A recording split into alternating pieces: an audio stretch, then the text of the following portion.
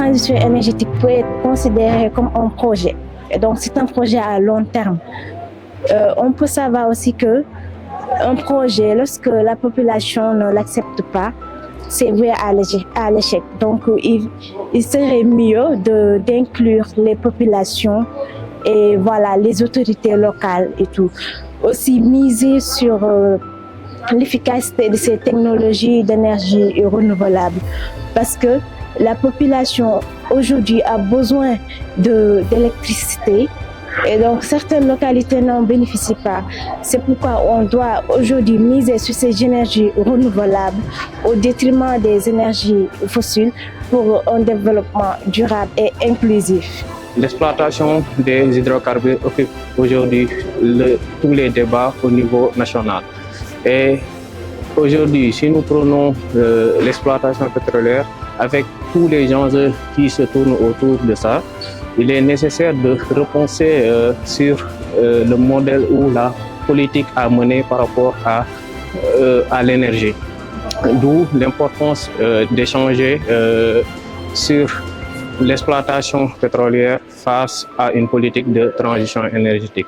Il est bien de savoir qu'il est possible d'exploiter nos ressources, mais aussi il est possible de promouvoir les énergies renouvelables.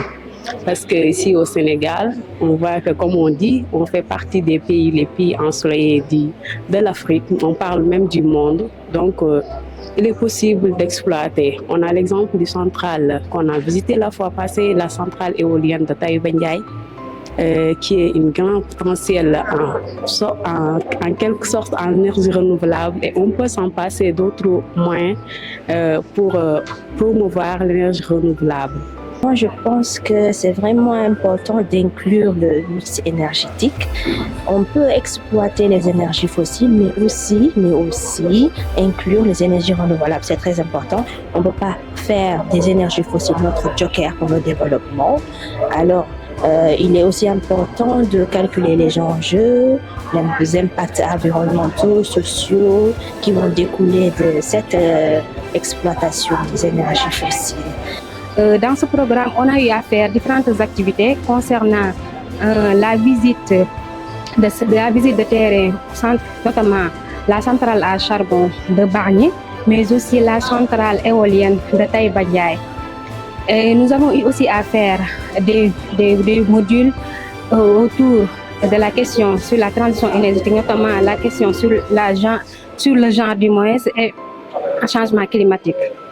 Maintenant, aujourd'hui, nous sommes ici à Bargny, dans le cadre d'un panel organisé par nos brillants panélistes, et on a eu à discuter aussi sur la transition énergétique et l'exploitation du pétrole et du gaz au Sénégal.